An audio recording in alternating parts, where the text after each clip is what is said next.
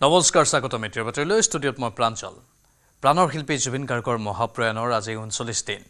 কেতিয়াও যেন অকলশৰীয়া হ'বলৈ নিদিয়ে প্ৰাণৰ শিল্পীজনক অন্ত্যেষ্টিক্ৰিয়া সম্পন্ন হোৱাৰ পাছৰে পৰা জুবিন ক্ষেত্ৰত অনুৰাগীৰ অভাৱনীয় ভিৰ পৰিলক্ষিত হৈছে আজিও জুবিন ক্ষেত্ৰত খুদ বৈছে হাজাৰ হাজাৰ অনুৰাগীৰ প্ৰিয় শিল্পীগৰাকীৰ বিদেহ আত্মাৰ চিৰশান্তি কামনা কৰি অনুৰাগীসকলে জ্বলাইছে চাকি ধূপ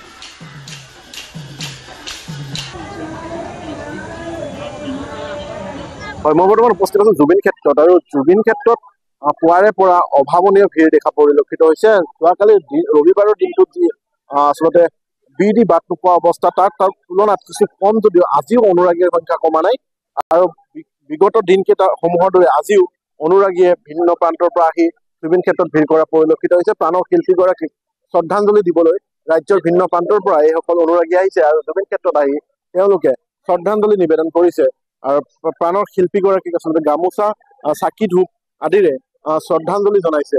আৰু সমান্তৰালভাৱে তেওঁলোকে নাম প্ৰসংগ কৰিছে নাম প্ৰসংগত ব্যস্ত হৈছে আৰু তেওঁলোকে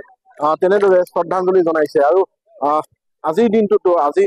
পুৱাৰে পৰা দেখা গৈছিল বহু সংখ্যক অনুৰাগী ৰাজ্যৰ ভিন্ন প্ৰান্তৰ পৰা আহিছিল আৰু সমান্তৰালকৈ বৰ্তমানেও স্থানত অনুৰাগীসকল আছে আৰু আমি উপস্থিত অনুৰাগীসকলৰ সৈতেও কথা পাতিম আপোনাৰ ওচৰলৈ আহিছো ক'ৰ পৰা আহিছে জুবিন ক্ষেত্ৰত আহি অনুভৱ কেনেকুৱা ভালেই মই মৰিগাঁৱৰ পৰা আহিছো আৰু বহুত কি ক'ম আৰু ক'বলৈ ভাষাই নাই একো অৰ্থে নাই ভাবা নাছিলো এনেকুৱা এটা দিন আহিব বা এনেকুৱা এটা পৰিৱেশ কেতিয়াবা দেখা পাম বুলি নভবা কথা এটা আজি মানে এতিয়ালৈকে বিশ্বাস হোৱা নাই যে জুবিন দা আৰু আমাৰ মাজত নাই সেয়াই আৰু দুখৰ মাজত এইখিনি আৰু ন্যায় বিচাৰিছো আৰু সোনকালে দাদা যাতে ন্যায় পায় সেইটোৱে বিচাৰিছো আৰু নিশ্চয়কৈ অনুৰাগীসকলে এই স্থানত আহিছে আৰু এনেদৰে চাকি ধূপ জ্বলাইছে শ্ৰদ্ধাঞ্জলি জনাইছে সমান্তৰালকৈ পুনৰবাৰ কৈছো ন্যায়ৰ প্ৰসংগটো আজি উত্থাপন হৈছে জুবিন ক্ষেত্ৰত আৰু প্ৰতিদিনৰ দৰে আজিও অনুৰাগীসকলে ইয়াত চাকি ধূপ জ্বলাই ন্যায়ৰ প্ৰসংগটো উল্লেখ কৰিছে নিশ্চয়কৈ আৰু আমি পুনৰ এই দৃশ্য দেখুৱাইছো জুবিন ক্ষেত্ৰত কালিও দেখা গৈছিল লাখ লাখ চাকি বন্তি জ্বলিছিল আৰু তাৰ অনুৰূপ আজিও বহু হাজাৰ হাজাৰ চাকি বন্তি এই স্থানত জ্বলিছে আৰু অনুৰাগীসকলে গামোচা ইয়াতে তেওঁক শ্ৰদ্ধাঞ্জলি নিবেদন কৰিছিল গামোচাৰে আমি সেই দিনৰ ভাগত দেখুৱাইছিলো লাখ লাখ গামোচা আচলতে কেইবাখনো বাহনত এই স্থানৰ পৰা সমজিলা আয়ুক্তৰ কাৰ্যালয়ত প্ৰশাসনে লৈ গৈছিলে আৰু তাৰ পাছত সেইসমূহ সংৰক্ষণ কৰি ৰখা হৈছে আৰু নিশ্চয়কৈ আৰু অনুৰাগী আছে আমি পুনৰ অনুৰাগীৰ ওচৰলৈ যাম তেওঁলোকৰ সৈতে কথা পাতিম নিশ্চয়কৈ বাইদেউ ক'ৰ পৰা আহিছে নলবাৰীৰ পৰা কেনেকুৱা অনুভৱ ন্যায় পাব লাগে নিশ্চয়কৈ ন্যায় পাব লাগে জ্যেষ্ঠ মহিলাসকল আছে তেওঁলোকৰ সৈতে কথা পাতিম ক'ৰ পৰা আহিছে আপোনালোকে জুবিন ক্ষেত্ৰত আহি কেনেকুৱা আমি নলবাৰী কলমৰ পৰা আহিছো আমি জুবিন দাক ভাল পাওঁ বৰ ভাল পাওঁ তেওঁ আমাৰ হৃদয়ত আছে আমি যিদিনাখনে মৰি যাওঁ সিদিনাখনে আমি জুবিন দাৰ অন্তৰত বজাওঁ আমাৰ জুবিন দা সদায় থাকবো গতিকে আমাক ন্যায় লাগে জুবিন দা সদায় থাকবো আমাৰ হৃদয়ত জুবিন দাৰ কাৰণে আমি পাগল হৈছো আমাক জুবিন দাৰ শাস্তি দিয়া ন্যায় লাগে তেওঁলোকে গাখীৰ খুৱাই সাপ পুহিছিল জুবিন দাই তেওঁলোকে কিয় মাৰি পেলালা জুবিন দা গতিকে আমাক ন্যায় লাগে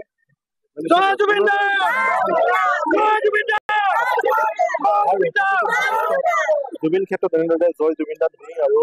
ন্যায়ৰ প্ৰসংগ এই মুহূৰ্তত এয়া জুবিন ক্ষেত্ৰৰ পৰিৱেশ ধন্যবাদ মৌচম জাগিৰোডৰ বন্ধ হৈ থকা চিনেমা হল পুনৰ খোলাৰ কথা 2022 চনতে কৈছিল জুবিন গাৰ্গে সেই সময়তে কৰা ঘোষণা এতিয়া সঁচা হ'বলৈ গৈ আছে 31 অক্টোবৰত মুকলি হ'বলগীয়া ৰৈ ৰৈ বিনালেৰ বাবে সাজু কৰা হৈছে চিনেমা হলটো মঞ্চতে ৰৈ ৰৈ বিনালে নিৰ্মাণৰ কথা ঘোষণা কৰিছিল সেই সময়ছোৱাত জুবিন গাৰ্গে এই মঞ্জিলে কৈছে জাগিৰোডৰ চিনেমা হলটো বন্ধ হ'ল আকৌ খুলিম চিনেমা চাব লাগিব মই এখন ডাঙৰ চিনেমা কৰি আছোঁ ফেব্ৰুৱাৰীত ৰৈ ৰৈ বিনালে এই মঞ্জিলে কৈছে জাগিৰোডৰ চিনেমা হলটো বন্ধ হ'ল আকৌ খুলিম চিনেমা চাব লাগিব মই এখন ডাঙৰ চিনেমা কৰি আছোঁ ফেব্ৰুৱাৰীত ৰৈ ৰৈ বিনালে এই মঞ্জিলে কৈছে জাগিৰোডৰ চিনেমা হলটো বন্ধ হ'ল আকৌ খুলিম চিনেমা চাব লাগিব মই এখন ডাঙৰ চিনেমা কৰি আছোঁ ফেব্ৰুৱাৰীত ৰৈ ৰৈ বিনালে এই মঞ্জিলে কৈছে জাগিৰোডৰ চিনেমা হলটো বন্ধ হ'ল আকৌ খুলিম চিনেমা চাব লাগিব মই এখন ডাঙৰ চিনেমা কৰি আছোঁ ফেব্ৰুৱাৰীত ৰৈ ৰৈ বিনালে 31 অক্টোবৰত সমগ্ৰ দেশত মুক্তি পাব জুবিন গাৰ্গৰ সপোনৰ ছবি ৰৈ ৰৈ বিনালে জ্যোতিনিয়ালিত জুবিন গাৰ্গ ফেন ক্লাবে পোষ্টাৰ লগালে ছবিখনৰ জুবিন ফেন ক্লাবক সহযোগ কৰিলে অভিনেতা যতীন বৰা সৌৰভ হাজৰিকাই বহু বছৰৰ মূৰত ৰৈ ৰৈ বিনালেত এটা বিশেষ চৰিত্ৰত অভিনয় কৰিছে 31 অক্টোবৰত ৰাজ্যৰ প্ৰতিটো ছবিগৃহতে অভিলেখ হিচাপত আচলতে মুক্তি পাব জুবিন গাৰ্গৰ যিখন আচলতে সপোনৰ ছবি ৰৈ ৰৈ বিনালে আৰু আজি জুবিন গাৰ্গ ফেন ক্লাবে এই ধৰণে পোষ্টাৰিং কৰিছে ৰৈ ৰৈ বিনালে এই মুহূৰ্তত যতীন বৰা উপস্থিত আছে জ্যোতিনিয়ালিত তেওঁলোকে আচলতে আৰম্ভ কৰিছে এই মুহূৰ্তত আমি যতীন বৰাৰ লগত আমি কথা পাতিম যিহেতু যথেষ্ট সমাদৰ লাভ কৰিছে ইতিমধ্যে সকলো টিকট শেষ সোল্ড আউট অসমীয়া চিনেমাৰ এক অভিলেখ সৃষ্টি কৰিছে ৰৈ ৰৈ বিনালে কি ক'ব আজি খুব ভাল লাগিছে জুবিন ফেন ক্লাবৰ গোটেই সদস্যসকল আহিছে আৰু সৌৰভ মই আমাৰ মনোজ মিশ্ৰ অনুপম আমি আহিছোঁ ৰৈ ৰৈ বিনালে পোষ্টাৰখন 31 তাৰিখে আহি আছে আৰু আটাইতকৈ এটা কথাই কৈ ভাল লাগিছে যে আমি জুবিন গাৰ্গৰ মিছন চাইনা কাঞ্চনজংঘা ৰত্নাকৰ বা ৰঘুপতি যিয়ে নহওক আমি 230-40ৰ ভিতৰত আমি শ্ব' হয় এইবাৰ ৰৈ ৰৈ বিনালে জুবিন গাৰ্গে এটাই প্ৰমাণ কৰি থৈ গ'ল যে আমি যে কৈ থাকোঁ যে অসমত চিনেমা ইণ্ডাষ্ট্ৰী নাই সেইটো যে ভুল প্ৰমাণিত কৰিলে আজি 500ৰ ওপৰত শ্ব' অসমত দিয়া হৈছে অসমৰ বাহিৰৰ বেলেগ চিটিত 37 নে 38 চিটিত তোমাৰ 80ৰ ওপৰত শ্ব' হৈছে এইটো মই ভাবোঁ এটা ইণ্ডাষ্ট্ৰী যিটো সপোন দেখিছিল জুবিন গাৰ্গে এটা কথাই কৈছিল যে অসমত অকল অসমীয়া চিনেমাই চলিব যিষাৰ কথা কৈ থৈ গৈছিল আজি ৰৈ ৰৈ বিনালেৰ জৰিয়তে জুবিন গাৰ্গে প্ৰমাণ কৰি থৈ গ'ল আৰু আমাৰ এতিয়া দায়িত্ব আছে জুবিনৰ এই সপোনবিলাক আমি আগুৱাই লৈ যাব লাগিব আৰু গৌৰৱ অনুভৱ কৰিছোঁ অসমীয়া ছবিৰ অভিনেতা হিচাপে যে আমাৰ অসমীয়া চিনেমাক এই ধৰণেও মানুহে এই ধৰণৰ এই স্তৰলৈ লৈ যাব পৰা মানুহজনে হৈছে জুবিন গাৰ্গ আৰু সকলোৱে ৰৈ ৰৈ বিনালে ছবিখন চাবলৈ আহিব মই জানো আৰু এটাই অনুৰোধ কৰোঁ আপোনালোকৰ চেনেলৰ জৰিয়তে সকলোৱে চিনেমাখন চাওক আৰু পাইৰেচি বন্ধ কৰক কোনো যাতে ৰেকৰ্ডিং কৰি ছবিখন বেলেগ হেৰি নকৰে পাইৰেচি নকৰে সেইটোৱে অনুৰোধ ছবিখন সকলোকে আহক ছবিখন চাওক আৰু জুবিনৰ সপোন বাস্তৱত ৰূপায়ণ পৰিণত হ'বলৈ গৈ আছে আৰু অসমীয়া ছবিৰ অভিনেতা হিচাপে নিজৰ গৌৰৱ অনুভৱ কৰিছে আগতে এটা এনেকুৱা দিন আছিলে যে অসমীয়া ছবি কেতিয়াবা লাগি থাকে হলত হিন্দী চিনেমাৰ বাবে শ্ব' নাপায় কিন্তু ৰৈ ৰৈ বিনালে আজি হিন্দী চিনেমা অসমত নহাটো কৰি দিছে জুবিনৰ সেইটোৱে সপোন আছিল যে অসমীয়া ছবি জগতৰ অসমীয়া চলচ্চিত্ৰ আজি নহ'লেনো আমি যে অসমীয়া ছবি কেতিয়াও কোটি টকাত কেতিয়াও প্ৰডিউচাৰ ওলোৱা নাছিল কোটি টকা খৰচ কৰি পেলাই আৰু মিছন চাইনাত জুবিন গাৰ্গে সেইটো প্ৰমাণ কৰি দিলে 2.5 কোটি টকা খৰচ কৰি ছবি কৰিলে আৰু সেইটো জুবিনক দেখি পেলাই আমিও তেনেকৈ ছবি কৰিব ল'লোঁ আৰু আজি এটা কথা আমি যে কৈ আছোঁ যে ইণ্ডাষ্ট্ৰী অসমীয়া ছবি উদ্যোগ হিচাপে জুবিনে এষাৰ কথাই মোৰ এটা বাৰে প্ৰতি মনত পৰিছে যে কৈ গৈছিল যে অসমীয়া ছবি অসমত অকল অসমীয়া ছবিয়ে চলিব আৰু সেই কথাষাৰ প্ৰমাণ হ'ব গৈ আছে ৰৈ ৰৈ বিনালেৰ জৰিয়তে আৰু দেখা পোৱা গৈছে যে ৰাজ্যৰ যিমানসমূহ আচলতে ছবিগৃহ আছিল বহু বন্ধ হৈ থকা হলবিলাক খোলা হৈছে খুব সুন্দৰ কথা এইটো আৰু মই ভাবোঁ জুবিনে গোটেই জীৱিত কালত যদি এই পৰিৱেশ দেখা হ'লে আৰু বেছি ভাল পালেহেঁতেন তথাপিও জুবিনৰ সপোনখিনিক আমি আগুৱাই লৈ যাব লাগিব আৰু আমাক আশীৰ্বাদ দি থাকিব লাগিব আজি আমি ক'ৰবাত ওচৰে পাজৰে আমি যাম আজি আৰু জুবিন ফেন ক্লাবৰ গোটেই সদস্যসকলে এই প্ৰচেষ্টা লৈছে আৰু তেওঁলোককো ধন্যবাদ জনাব লাগিব আজি মই আহিছোঁ সকলো আমাৰ মনোজ মিশ্ৰ আৰম্ভ কৰি আমাৰ টিকেটৰ দামক লৈ অলপ কথা এটা চলি আছে যে কিছু পৰিমাণে দামটো কমিলে ভাল বা যিটো আমোদকৰ আচলতে ৰেহাই দিব লাগে গভৰ্ণমেণ্টক বহু লোকে আচলতে সেই ক্ষেত্ৰত যিহেতু এইটো কৰা হৈছিল কিছুমানে অলপ তেনেকুৱা ধৰণৰ প্ৰচেষ্টা লৈছিল কিন্তু সেইটো প্ৰযোজকে নকৰে দেই এইটো হল অনাৰবিলাকে কৰে যিটো টিকেটৰ ৰেটটোৰ ক্ষেত্ৰত আৰু এই ক্ষেত্ৰত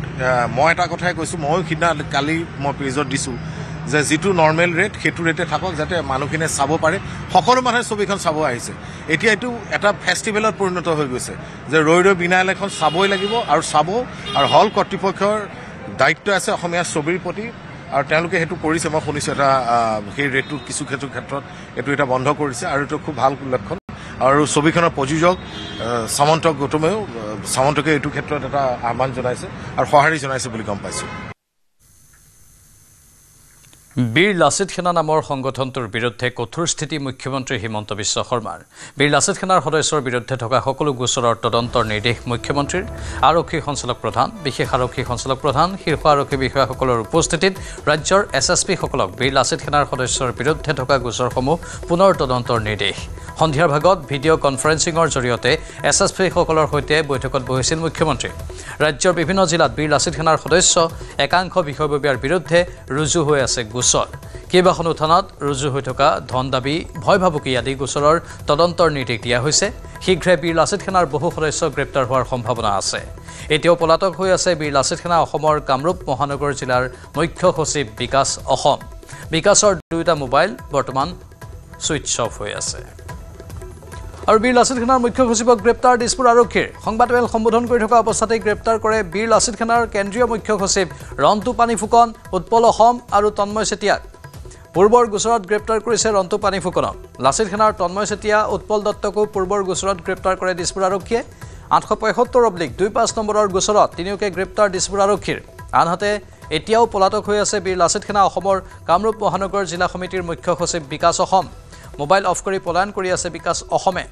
আৰক্ষীয়ে গ্ৰেপ্তাৰ কৰা বীৰ লাচিত সেনাৰ বিষয়ববীয়াক দিছপুৰ থানালৈ লৈ যোৱা হয় আৰু অধিক বীৰ লাচিত সেনাৰ সদস্য তথা বিষয়ববীয়াক গ্ৰেপ্তাৰৰ সম্ভাৱনা আছে অপহৰণৰ ঘটনা সন্দৰ্ভত বীৰ লাচিত সেনাই আয়োজন কৰিছিল সংবাদমেল অপহৰণৰ ঘটনাৰে জড়িত বীৰ লাচিত সেনাৰ 5 সদস্যক গ্ৰেপ্তাৰ কৰিছিল ইতিমধ্যে দিছপুৰ আৰক্ষীৰ জালত পৰিছে লাচিত সেনাৰ বিষয়ববীয়াসহ 8 অপহৰণকাৰী বেলতলাৰ ৰাহুল মিশ্ৰ নামৰ এজন ব্যৱসায়িক কৰিছিল অপহৰণ ইফালে দিছপুৰ আৰক্ষীয়ে গ্ৰেপ্তাৰ কৰা ব্যৱসায়ী অপহৰণত জড়িত 8 অভিযুক্তক 4 দিনৰ বাবে আৰক্ষীৰ জিম্মালৈ প্ৰেৰণ কৰা হৈছে দিছপুৰ আৰক্ষীয়ে আজি আদালতত হাজিৰ কৰাইছিল বীৰ লাচিত সেনা অসমৰ ইনজামুল হক মোহন বৰা নিতু আহমেদ বিৰাজ বল্লভ কলিতাক একেদৰে ব্যৱসায়ী অপহৰণত জড়িত আন 3 অভিযুক্ত মাটিৰ দালাল ক্ৰমে ৰোহন আলী চিন্ময়দেৱ আৰু ৰিয়াজ আহমেদকো 4 দিনৰ আৰক্ষীৰ জিম্মাত দিছে আদালতে আৰু অপহৰণ কাৰ্যত জড়িত বীৰ লাচিত সেনাৰ একাংশ সদস্য তথা বিষয়ববীয়া দিছপুৰ আৰক্ষীৰ জালত পৰে 8 অপহৰণকাৰী বেলতলাৰ ৰাহুল মিশ্ৰ নামৰ এজন ব্যৱসায়িক কৰিছিল অপহৰণ প্ৰতীক্ষা হস্পিটেলৰ সন্মুখৰ পৰা অপহৰণ কৰিছিল ব্যৱসায়ীজনক 20 লাখ টকা মুক্তিপণ দাবী কৰিছিল অপহৰণকাৰীকেইটাই আৰু গুৱাহাটী বৰবাৰীৰ ত্ৰিবেণী পথৰ পৰা আৰক্ষীয়ে উদ্ধাৰ কৰে অপহৃতক ধৃত ইনজামুল হক বিশ্বজিৎ দলে ৰোহন আলী নিতু আহমেদক গ্ৰেপ্তাৰ লগতে গ্ৰেপ্তাৰ কৰিছে অপহৰণকাৰী মোহন বৰা চিন্ময়দেৱ ৰিয়াজ আহমেদ আৰু বিৰাজ কলিতা 8 অপহৰণকাৰীৰ পৰা আৰক্ষীয়ে জব্দ কৰিছে 2খন বাহন উল্লেখযোগ্য যে 8 অপহৰণকাৰী বীৰ লাচিত সেনাৰ সৈতে জড়িত সাগৰীয় খাদ্যৰ ব্যৱসায়ত জড়িত 40 বছৰীয়া ৰাহুল মিশ্ৰ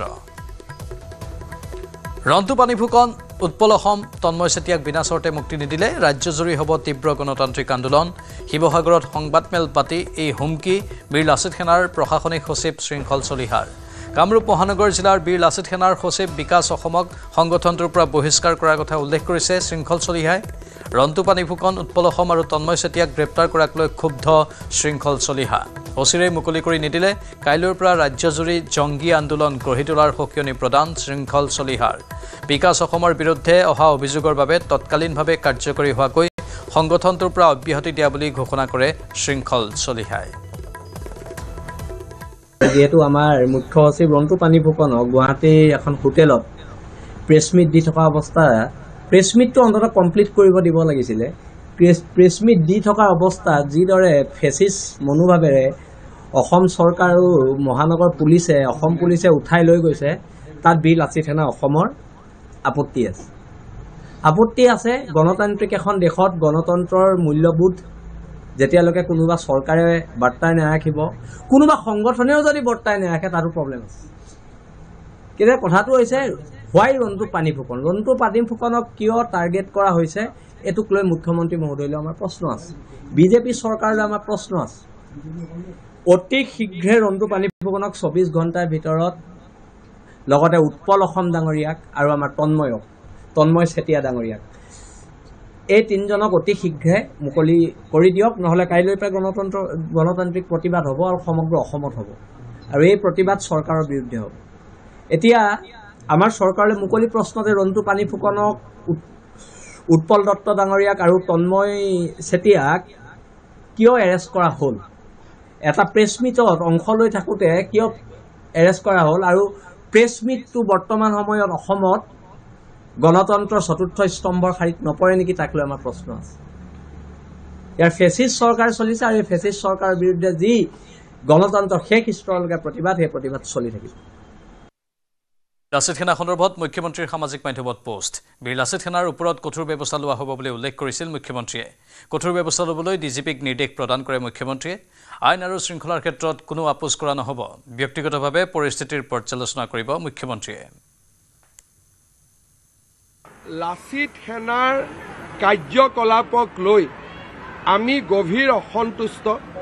আৰু তেওঁলোকৰ কাৰ্যকলাপক আমি গভীৰ উদ্বেগেৰে সৈতে লক্ষ্য কৰি আছোঁ আলফাৰ দৰে লাচিত সেনাক হয়তো আমি এটা দিন আহিব আমি বেন কৰিবও লাগিব কাৰণ ব্যৱসায়ীসকলক লাচিত সেনাই যথেষ্ট অত্যাচাৰ কৰে অসমত ব্যৱসায়ৰ পৰিৱেশ এটা যোৱা দুমাহ তেওঁলোকে একেবাৰে নষ্ট কৰি দিছে আৰু যোৱাকালি লাচিত সেনাৰ এগৰাকী কৰ্মকৰ্তাই অসমৰ আই মাতৃসকলৰ প্ৰতি যি অপমানসূচক মন্তব্য দিলে তাৰ বাবেও মই ইতিমধ্যে আৰক্ষীক সেই ব্যক্তিজনৰ বিৰুদ্ধে কঠোৰ ব্যৱস্থা গ্ৰহণ কৰিবলৈ নিৰ্দেশ দিছোঁ আৰু এই ব্যৱস্থা সঁচাকৈয়ে কঠোৰ হ'ব সেইটোকে কৈছোঁ মই বেয়া শব্দ মোৰ মুখেদি নোলাব কিন্তু সেই ব্যক্তিজনৰ বিৰুদ্ধে সঁচাকৈয়ে কঠোৰ ব্যৱস্থা ল'বলৈ মই আৰক্ষীক নিৰ্দেশ দিছোঁ মই নাম ক'ব খোজা নাই নাম কোৱাটো মোৰ উদ্দেশ্য নহয় যোনে অসমীয়া মাতৃৰ বিৰুদ্ধে বেয়া শব্দ প্ৰয়োগ কৰিছে তাক মই মানি ল'ব নোৱাৰোঁ আৰু এই ব্যক্তিজনে ক্ষমতা কেনেকৈ ব্যৱহাৰ কৰিব লাগে তাক শিকিব লাগিব আৰু সেইখিনি শিকাবৰ কাৰণে যি কৰিব লাগে চৰকাৰে কৰিব বেন কৰাৰ হয়তো শব্দ এটা লিখিব যে এনেকৈ যদি ধন দাবী কৰে এনেকৈ যদি এক প্ৰকাৰ দেশৰ অৰ্থনৈতিক বিকাশত বাধা আৰোপ কৰে তেতিয়াহ'লে ডেফিনেটলি এটা সময় আহিব য'ত আমি গোটেই সংগঠনটোৰ বিৰুদ্ধে ডাঙৰ ব্যৱস্থা ল'ব লাগিব বৰ্তমান লাচিত সেনাৰ কথা কৈছোঁ বৰ্তমান বেলেগ সংগঠনৰ কথা কোৱা নাই কাৰণ অসমত আন কোনো সংগঠনে এনেকৈ ব্যৱসায়িক মাৰপিট টকা পইচা নুতুলে এইটো ক্ষেত্ৰত তেওঁলোকে ব্যতিক্ৰম আৰু বীৰ লাচিত সেনাৰ অপহৰণ কাণ্ডক লৈ ডিচিপি মৃণাল ডেকাৰ মন্তব্য অপহৰণৰ ঘটনাৰে জড়িত আনজনক গ্ৰেপ্তাৰ হোৱা 5জন বীৰ লাচিত সেনাৰ সদস্য দমে দমে উদ্ধাৰ বিকাশ অসমৰ চহি থকা ধনদাবী পত্ৰ বীৰ লাচিত সেনা গুৱাহাটীৰ শিক্ষা সচিব বিৰাজ বল্লভক গ্ৰেপ্তাৰ 2024 চনত ডকাইতিৰ গোচৰত গ্ৰেপ্তাৰ হৈছিল বিশ্বজিৎ দলে গ্ৰেপ্তাৰ হোৱা আন 2জন মাটিৰ দালাল কালি আমাৰ দিছপুৰ থানালৈ এটা খবৰ এটা আহে ৰাহুল মিশ্ৰ নামৰ এজন ব্যৱসায়ী তেখেতক মানে অপহৰণ কৰিছে প্ৰতীক্ষা হস্পিটেলৰ পৰা বুলি ক'লে তাৰপাছত সেইটো আমি যেতিয়া তদন্ত কৰিলোঁ তদন্ত কৰাৰ পাছত আপোনাৰ দিছপুৰ থানাৰ মানে ষ্টাফে তেওঁক উদ্ধাৰ কৰিবলৈ সক্ষম হয় তদন্তকালত আৰু তেখেতক উদ্ধাৰ কৰে ডাউনটাউনৰ বেক চাইডত ত্ৰিবেণী পথৰ পৰা আৰু তেখেতক উদ্ধাৰ কৰাৰ সময়ত যেতিয়া উদ্ধাৰ কৰা হয় তেতিয়া তেওঁক যোনে কিডনেপিং কৰি ডিটেইন কৰি ৰাখিছিলে তেওঁলোকক গম পোৱা গ'ল যে তেওঁলোক বীৰ লাচিত সেনাৰ লগত জড়িত আৰু সেইকেইজন হৈছে বিশ্বজিৎ দলে লখিমপুৰৰ ইনজামুল হক ৰোহন আলী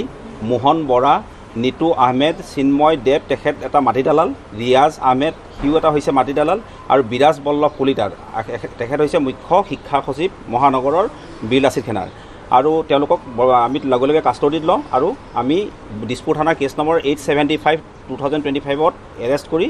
মহামান্য আদালতলৈ প্ৰেৰণ কৰিব ওলাইছোঁ আৰু তেওঁলোকক এৰেষ্ট কৰাৰ সময়ত আৰু মানুহটোক ৰিকভাৰী কৰাৰ সময়ত তেওঁলোকক আমি 2খন গাড়ী পাইছোঁ সেই 2খন গাড়ীৰ পৰা কিছুমান বস্তু ৰিকভাৰ হৈছে সেইকেইটা হৈছে তাৰে হৈছে বেছবলৰ লাঠি দুডাল হকী ষ্টিক এডাল ৱাকি টকি এটা বীৰ লাচিত সেনাৰ ষ্টিকাৰ আৰু লগত থকা এটা ষ্টিকাৰ যিটো গাড়ীত লগোৱা হয় পেপাৰ স্প্ৰে 2টা যিটো পেপাৰ স্প্ৰে মানে যিটো চকুৱে মাৰিলে চকুৰে নেদেখা হয় সেইটো পেপাৰ স্প্ৰে 2টা আৰু চাকু এখন 2 পিনে কাটিব পৰা এখন চাকু এখন আছিলে তাৰপিছত ডিমাণ্ড লেটাৰ সাইন বাই বিকাশ অসম 5টা পোৱা গৈছে ডিমাণ্ড লেটাৰ পইচা য'ত আৰ্থিক অনুদান বিচাৰে ধন দাবী পত্ৰ 5খন পোৱা গৈছে তাৰপাছত সেক্সুৱেলি অবজেকশ্যনেবল আইটেম এটা পোৱা গৈছে গতিকে এইখিনি হৈছে আমাৰ মানে জব্দ কৰিছোঁ আৰু 8জন মানুহক আমি এৰেষ্ট কৰিছোঁ আৰু ৰাহুল মিশ্ৰটোক যোৱাকালি উদ্ধাৰ কৰা হ'ল ইমানখিনি আৰু কংগ্ৰেছত সুৰক্ষিত নহয় নেকি মহিলা প্ৰদ্যুৎ ভূঞাৰ বিৰুদ্ধে মহিলাক নিৰ্যাতন চলোৱাৰ অভিযোগ এপিচিচিৰ সাধাৰণ সম্পাদকৰ দায়িত্বত আছে প্ৰদ্যুৎ ভূঞা ভুক্তভোগী মহিলাই লিখিত অভিযোগ দিয়ে গৌৰৱ গগৈক সভাপতি গৌৰৱ গগৈয়ে ব্যৱস্থা গ্ৰহণ নকৰাৰ অভিযোগ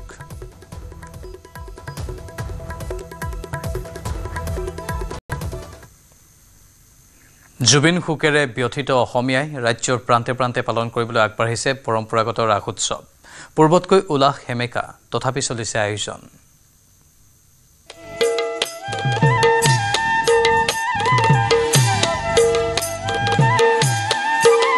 দেখিলাহা ইটো বিকশিত বৃন্দাবন শশাঙ্কে ধবলে নব পল্লৱে শোভন জলবায়ু লাগিয়া কম্পাৱে কৃষলয়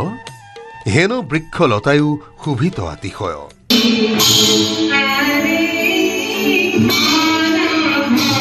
এয়া পৰম ঈশ্বৰ পুৰাতন প্ৰপন্ন জনতাৰণ জনাৰ্দনৰ ৰাস ক্ৰীড়াৰ বাবে প্ৰাৰম্ভিক প্ৰস্তুতি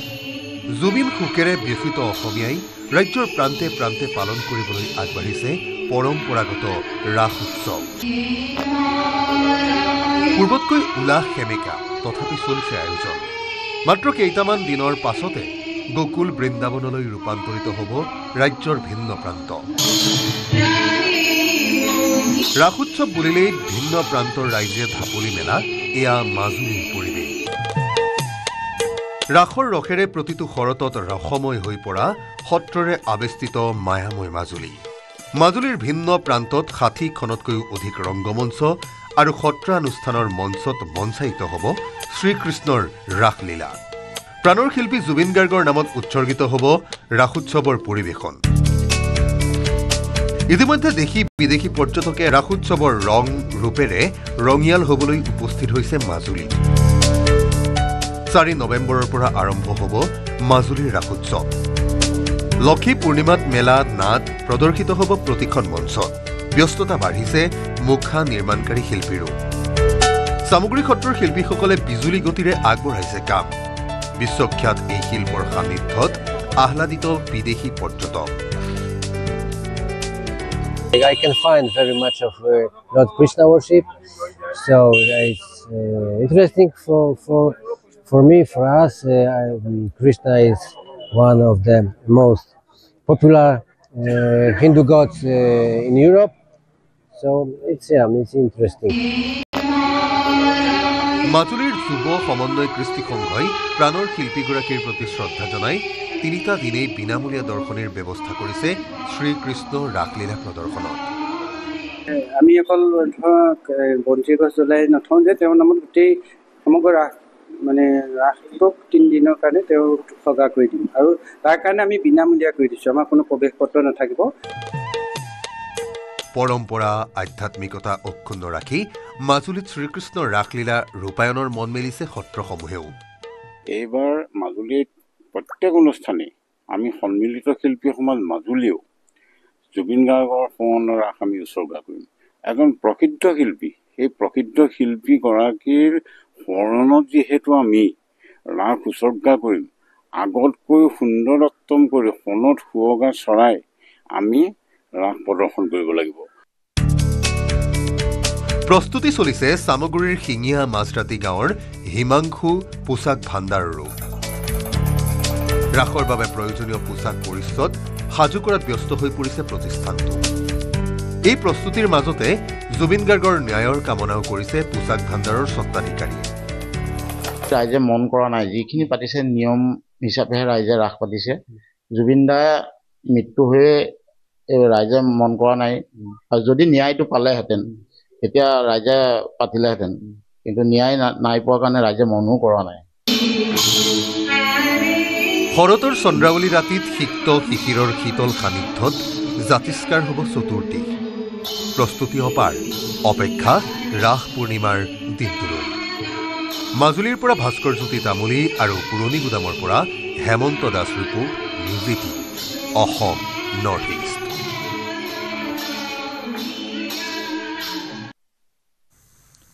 পাকিস্তানৰ পুতলা মহম্মদ ইউনুছৰ আকৌ এবাৰ ভেঙুচালে বাংলাদেশৰ মেপত পুনৰ উত্তৰ পূবৰ অন্তৰ্ভুক্তি উন্মোচিত হ'ল ঢাকা ৰাৱালপিণ্ডিৰ কু অভিসন্ধি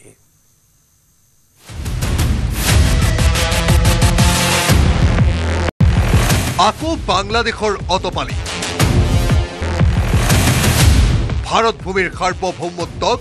ঢাকাৰ ভেগুচালি পুনৰ বাংলাদেশৰ মেপত সোমাল উত্তৰ পূৰ্বাঞ্চল পাতকি পাকিস্তানৰ চাবি দিয়া পুতলাৰ দৰে প্ৰায় আচৰণ কৰা বাংলাদেশৰ অন্তৰ্বৰ্তীকালীন চৰকাৰৰ প্ৰধান পৰামৰ্শদাতা মহম্মদ ইউনুছৰ আকৌ এবাৰ ভণ্ডামি পাকিস্তানৰ ইছাৰাত উঠা বহা কৰা বাংলাদেশে আকৌ এবাৰ দেখুৱালে নিজৰ কুচৰিত্ৰ পাকিস্তানক তৈল মৰ্দন কৰিবলৈ কলাত্মক মানচিত্ৰ প্ৰদান বাংলাদেশৰ কলাৰে বিতৰ্কৰ সূচনা কৰা মানচিত্ৰত আছে ঢাকা ৰাৱালপিণ্ডিৰ নিজ অভিসন্ধি বিতৰ্কিত মানচিত্ৰই আকৌ এবাৰ প্ৰমাণ কৰিলে ঢাকাৰ ভাৰত বিৰোধী স্থিতি পাকিস্তানৰ শীৰ্ষ সেনা বিষয়া শাহিদ সামদাদ মিৰ্জাক দিয়া হল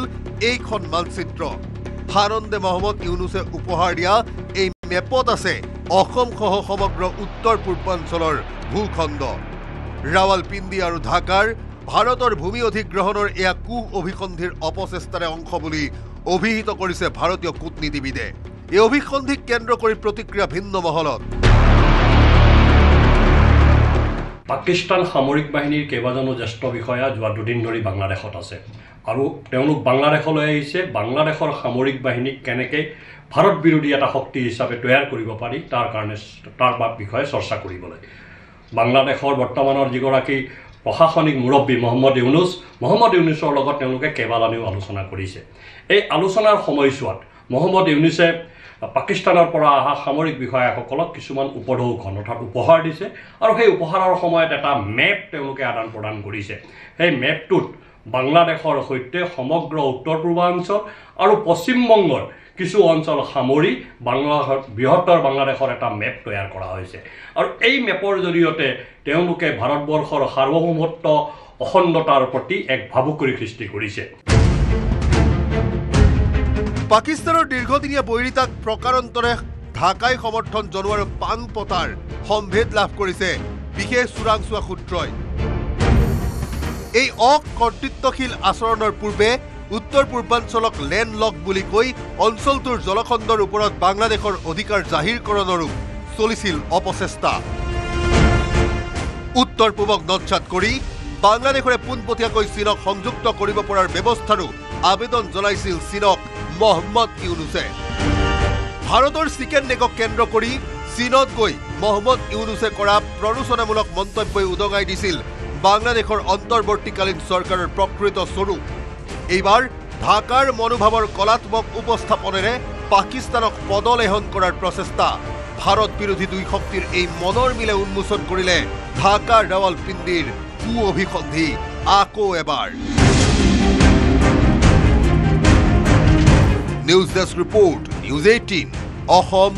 নৰ্থ ইষ্ট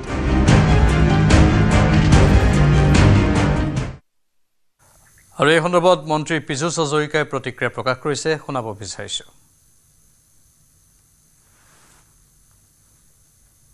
আজি ৰাতিপুৱা ময়ো দেখিছোঁ টিভিত আৰু পেপাৰত বাংলাদেশৰ যিগৰাকী বৰ্তমান প্ৰশাসক তেখেতে এখন মেপ পাকিস্তানৰ এগৰাকী আৰ্মি জেনেৰেলক প্ৰদান কৰিছে য'ত উত্তৰ পূৰ্বাঞ্চল তাতে সন্নিৱিষ্ট হৈ আছে বুলি কোৱা হৈছে এইটো অত্যন্ত গৰ্হিত কাম কোনোপধ্যে তেওঁলোকৰ এই সপোন কেতিয়াও নফলিয়াব আৰু ভাৰতবৰ্ষৰ সাৰ্বভৌমত্বৰ লগত কোনো ধৰণৰ আমি কোনোৱে কম্প্ৰমাইজ নকৰোঁ তেখেতলোক সতৰ্ক হৈ থকাটো ভাল ভাৰতবৰ্ষ সকলো দিশৰ পৰা আজি বহুত আগত আৰু প্ৰত্যেকজন অসমীয়া প্ৰত্যেকজন উত্তৰ পূৰ্বাঞ্চলবাসী গৌৰৱী ভাৰতীয় গতিকে গৌৰৱী ভাৰতীয়সকলক এনেকৈ জোকাই নল'ব মই বাংলাদেশৰ প্ৰত্যেকগৰাকী ব্যক্তিক আহ্বান জনাইছোঁ তেখেতলোকক সতৰ্ক কৰিছোঁ আমাৰ সাৰ্বভৌমত্বৰ লগত যাতে তেখেতলোকে খেলা নকৰে ভাৰতবৰ্ষই এইবিলাক কথা কেতিয়াও চকু মুদি মনে মনে বহি নাথাকে দুৰ্ভাগ্যজনক নহয় যে সেয়া আজি উত্তৰ পূৰ্বাঞ্চলৰ বাবে আটাইতকৈ এক ভয়ানক খবৰ আৰু এই খবৰটোৱে আমাক এটা নতুন এটা দিশ উন্মোচন কৰিছে বাৰে বাৰে এটা ভয়াৱহ ভৱিষ্যতৰ ইংগিত দিছে আমাক বাৰুকৈয়ে যে আজি যিখন বাংলাদেশ যিখন ঢাকা আজিৰ পৰা প্ৰায় 70 বছৰ আগতে আমি প্ৰত্যেকেই জানো যে সেইখন সনাতনী সভ্যতা সংস্কৃতিৰ এক প্ৰকৃষ্টতম শীৰ্ষপূৰ্ণ স্থান আছিল আৰু সেই স্থানত আমি যেতিয়া মোগলৰ আগ্ৰাসনৰ সময়ছোৱাত তেতিয়াও অন্ততঃ তাৰ মানুহখিনিয়ে আমাৰ যি সনাতনী সভ্যতা সংস্কৃতি বা সকলো বৈদিক দিশত থকা আছিলে আমাৰ বাবে সেই সময়ত আমাৰ প্ৰাণকেন্দ্ৰ কিন্তু আমি প্ৰত্যেকেই জানো যে যি নেকি আমাৰ আগ্ৰাসন মৌলবাদীসকলৰ বিশেষকৈ মুছলিম মৌলবাদীসকলৰ আগ্ৰাসনৰ ফলস্বৰূপে আজি সেইখন সনাতনী সভ্যতা সংস্কৃতিৰ প্ৰাণকেন্দ্ৰ আজি আমি হেৰুৱাবলগীয়াত পৰিল সেই নিৰ্মম ইতিহাসৰ কথা আজি আমি আকৌ সোঁৱৰিব লগা হৈছে কিন্তু তাৎপৰ্যপূৰ্ণভাৱে সেই নিৰ্মম যি নেকি মৌলবাদীৰ ঘাটি আকৌ পাকিস্তান পূব পাকিস্তান হিচাপে ভাৰতবৰ্ষ যেতিয়া স্বাধীন হ'ল তেতিয়া আমি আন এটা নিৰ্মম আঘাত পাবলগীয়া হ'ল যে তাত থকা মুছলিমসকলে পূব পাকিস্তান বিচাৰিলে আৰু সেয়াও সম্ভৱ নহ'ল কিয় যে সেই পূব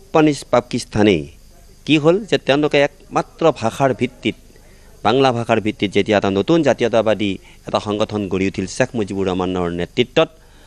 আৰু তেতিয়াই এটা নতুন আশাৰ সঞ্চাৰ হ'ল আৰু লগে লগে সেই মৌলবাদীসকলৰ যিটো নেকি প্ৰধান ঘাটি সেই ঘাটিও প্ৰায় নিশেষ হোৱাৰ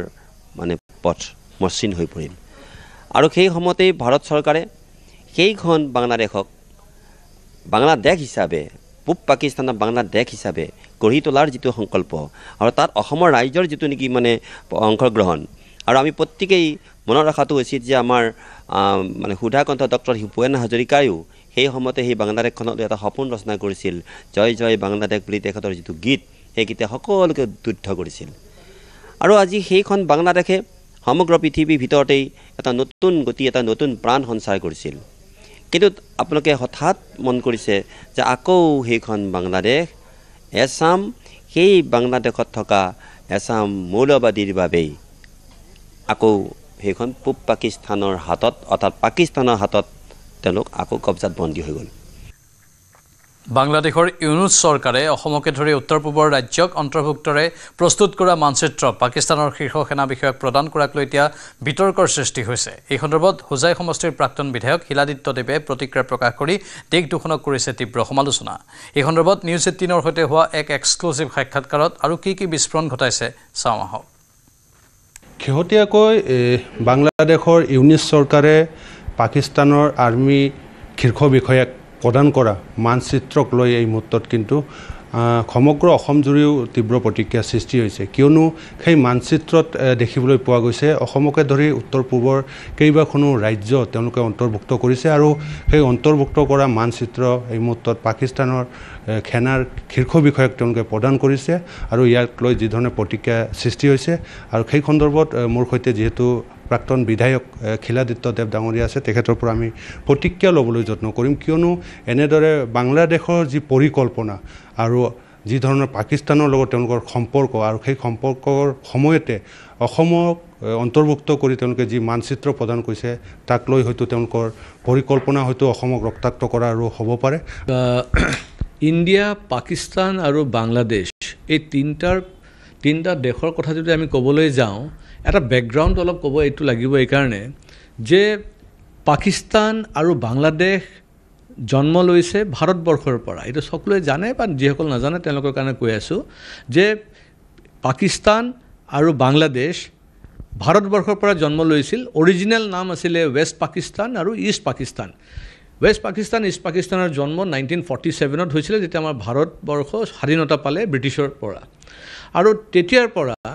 ৱেষ্ট পাকিস্তান আৰু ইষ্ট পাকিস্তান দুটা মুছলমান ৰাষ্ট্ৰ হোৱাৰ পিছতো তেওঁলোকৰ মাজত কিন্তু সুসম্পৰ্ক নাছিলে আৰু আমি জানো যে 1947ৰ পিছত ৱেষ্ট পাকিস্তানৰ যিসকল মুছলিম লিডাৰ্ছ আছিলে তেওঁলোকে কিন্তু প্ৰচণ্ড অত্যাচাৰ কৰিছিল বাংলাদেশী যিসকল মানে ইষ্ট পাকিস্তানৰ যিসকল নেতা আছিল তেওঁলোকৰ ওপৰত দুটা দেশ মুছলমান কিন্তু এজন আৰু এজনক সহ্য কৰিব নোৱাৰে আল্টিমেটলি কি হ'ল ভাষা ভিত্তিত মানে বাংলা ভাষা ভিত্তিত আৰু উৰ্দু ভাষা ভিত্তিত দুয়োটা ৰাষ্ট্ৰৰ মাজতে আকৌ যুদ্ধ হ'ল ব্লাডি এটা ৱাৰ হ'ল আৰু সেই যুদ্ধত 1971ত ইষ্ট পাকিস্তানৰ নাম বাংলাদেশ হৈ গ'ল মানে নতুন এটা নামাকৰণ কৰি নতুন এটা দেশ হ'ল তো এইকাৰণে ৱেষ্ট পাকিস্তান হৈ গ'ল আৰু ইষ্ট পাকিস্তান বাংলাদেশ হৈ গ'ল তো এইকাৰণে এইবিলাক চিত্ৰলৈ ইমান টেনশ্যন ল'ব নালাগে কাৰণ এতিয়া চাইনা অৰুণাচলক দেখাই আছে তেওঁলোকৰ টেৰিটৰীৰ ভিতৰত আছে কিন্তু আমাৰ সেই অৰুণাচলৰ পৰা দেখোন এজন মন্ত্ৰী ভাৰতবৰ্ষৰ মানে কেবিনেট মিনিষ্টাৰ আছে আমাৰ আৰু ভালকৈ চলাই আছে হয়নে নাই তো এইকাৰণে কোনোবা এটা দেশে যদি তেওঁলোকৰ মানচিত্ৰত দেখাই দিয়ে আমাৰ কোনোবা এটা অংশ গুচি গ'ল সেইটো কোনো কথা নহয় আমাৰ টাৰ্গেট আছে যে আমাৰ বাংলাদেশো আমাৰ পাকিস্তানো আমাৰ সব আমাৰ তো এইকাৰণে তেওঁলোকক ইমান মানে ভয় খাব নালাগে হয়তো পাৰে যে তেওঁলোকৰ মানে ইছলামিক পদ্ধতিত চলাৰ কাৰণে তেওঁলোকৰ এটা পপুলেশ্যন মানে এক্সপ্ল'শ্যন হোৱাৰ কাৰণে আমি এটা উগ্ৰ চেহেৰা দেখা পাওঁ তে সেই উগ্ৰ চেহেৰাকো ইমান ভয় খাব নালাগে India is capable of fighting both Pakistan, Bangladesh আৰু তেওঁলোকক একদম নিষ্ক্ৰিয় কৰি দিব পাৰে সেই ক্ষমতাখিনি আমাৰ আছে তিনিচুকীয়া জিলা ক্ৰীড়া সন্থাই আয়োজন কৰা ৰঞ্জী ট্ৰফিৰ খেলত বেটাৰৰ বিভীষিকা খেলপথাৰক খেতিপথাৰ যেন সাজি আয়োজকৰ মান সন্মান কচু কটা দিয়া গ'ল কচুজান ষ্টেডিয়ামত পিটছৰ বিপন্ন অৱস্থাৰ বিৰুদ্ধে গৰজি উঠিল ক্ৰিকেটাৰ চাৰিদিনীয়া খেলৰ 90 অভাৰতে কৰুণতম যৱনিকা বেটাৰৰ বিভীষিকাৰ স্থলী তিনিচুকীয়াৰ ষ্টেডিয়াম ৰঞ্জী ট্ৰফিৰ 109 বছৰীয়া ইতিহাসত অনাকাংক্ষিত অভিলেখ হ্ৰস্বম্যাদী তালিকাত সংযোজিত তিনিচুকীয়াৰ নাম পৰৱৰ্তী খেল স্থানান্তৰ গুৱাহাটীলৈ এয়া তিনিচুকীয়াৰ কচুজান ষ্টেডিয়াম নিজৰ কবৰ যেন নিজেই খান্দি খেতিপথাৰ যেন খেলপথাৰত প্ৰথম শ্ৰেণীৰ ক্ৰিকেট পাতিলে ক্ৰিকেট বোৰ্ডে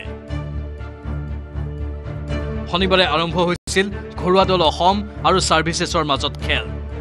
আশ্চৰ্যজনকভাৱে খেলখনত এটা দিনতেই পতন হ'ল 25টা উইকেটৰ প্ৰথম ইনিংছত কেউটা উইকেট হেৰুৱাই অসমে সংগ্ৰহ কৰিছিল 103 ৰান প্ৰত্যুত্তৰত আটাইকেইটা উইকেট হেৰুৱাই সাৰ্ভিসেছে সংগ্ৰহ কৰিলে 108 ৰান দ্বিতীয় ইনিংছত 5টা উইকেট হেৰুৱাই অসমে সংগ্ৰহ কৰিছিল 56 ৰান শনিবাৰে প্ৰায় পৰাজয় নিশ্চিত হৈ পৰা অসম দলে দেওবাৰে 19 ৰান সংগ্ৰহ কৰিয়ে হেৰুৱালে বাকি 5টা উইকেটো ফলশ্ৰুতিত সাৰ্ভিসেছৰ সন্মুখত মাত্ৰ 70 ৰানৰ সহজ লক্ষ্য দেওবাৰে মাত্ৰ 1 ঘণ্টাৰ খেল খেলিয়ে 2টা উইকেট হেৰুৱাই বিজয়ী হ'ল সাৰ্ভিসেছ লাভ কৰিলে সম্পূৰ্ণ 6 পইণ্ট অখ্যাত সাৰ্ভিসেছৰ সন্মুখত বিপন্ন হৈ পৰা অসম দলে ত্ৰাহি মধুসূদন কৰিব লগা হ'ল ঘৰুৱা খেলপথাৰতে 1.5টা দিন নহওঁতেই কিটবেক সামৰি গাড়ীত বহিব লগা হ'ল অসম দল কিন্তু এই বিভীষিকাময় অৱস্থাৰ মূল কাহিনী কি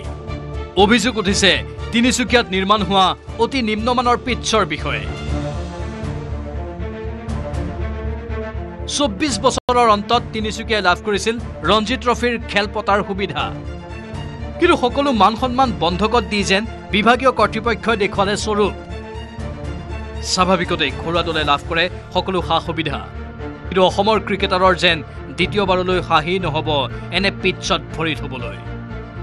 বিগত বছৰসমূহত খেলপথাৰৰ উন্নয়নৰ বাবে অসম ক্ৰিকেট সন্থাই ব্যয় কৰিছে লাখে লাখে টকা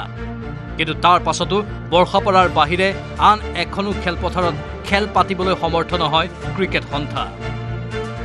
মুখলজ্জা ঢাকিবৰ বাবে তিনিচুকীয়াতেই সূচিত হৈ থকা খেল স্থানান্তৰ কৰিব লগা হৈছে গুৱাহাটীলৈ এনে বিড়ম্বনাৰ বাবে প্ৰকৃততে জগৰীয়া কোন ক্ৰীড়া অনুৰাগীয়ে জনাইছে তদন্তৰ দাবী তিনিচুকীয়াৰ পৰা উপাসনা বৰুৱা গোস্বামীৰ report news 18 Assam north east মুম্বাইত 5দিনীয়া কাৰ্যসূচীৰে আৰম্ভ India maritime week 2025 Denmark Netherlands Norway Singapore আৰু দক্ষিণ কোৰিয়াৰ সহযোগিতাৰে হোৱা ইণ্ডিয়া মেৰিটাইম উইক 2025ৰ অসম অন্যতম সহযোগী ৰাজ্য অসমৰ লগতে অংশীদাৰী ৰাজ্য হিচাপে আছে দেশৰ আন 9খন ৰাজ্য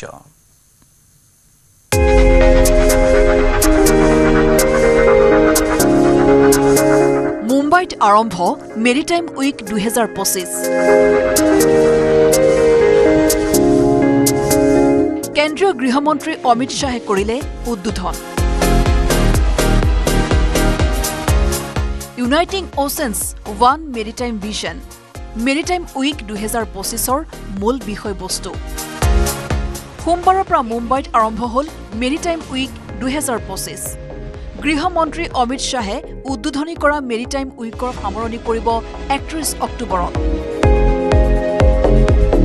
বন্দৰ জাহাজ আৰু জলপথ মন্ত্ৰালয়ৰ উদ্যোগত আয়োজিত মেৰিটাইম উইকত এইবাৰ অংশ লৈছে 85খন দেশে সামুদ্ৰিক খণ্ড বিকশিত ভাৰতৰ অন্যতম স্তম্ভ বুলি মন্তব্য কেন্দ্ৰীয় মন্ত্ৰী সৰ্বানন্দ সোণোৱালৰ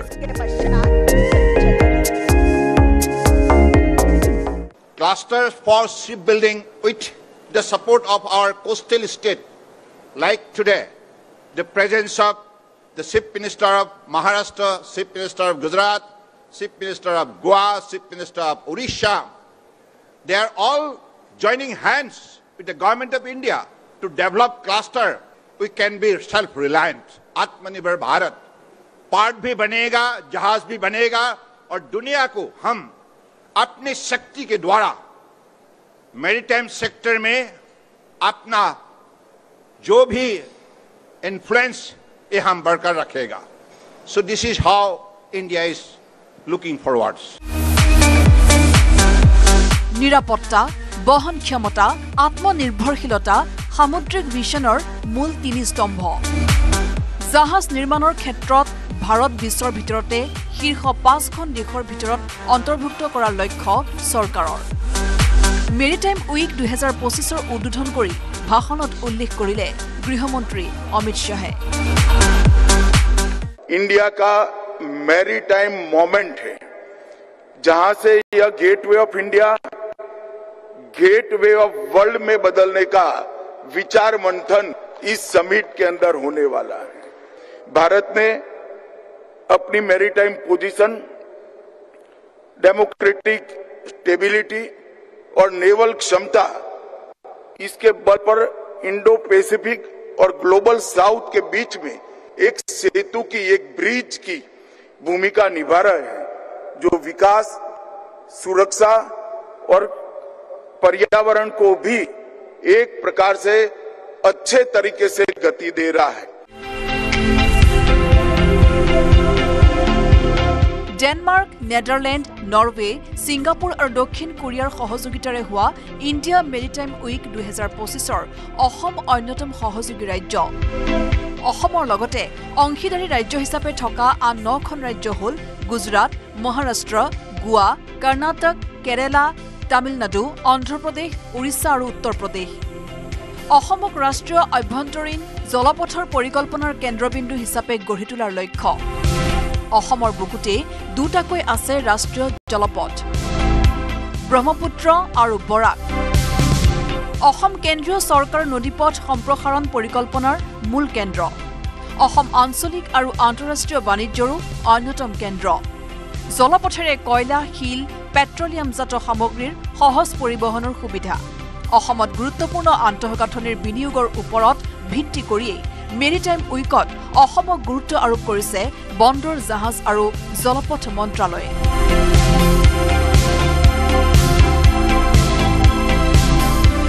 news desk report news 18 Assam north east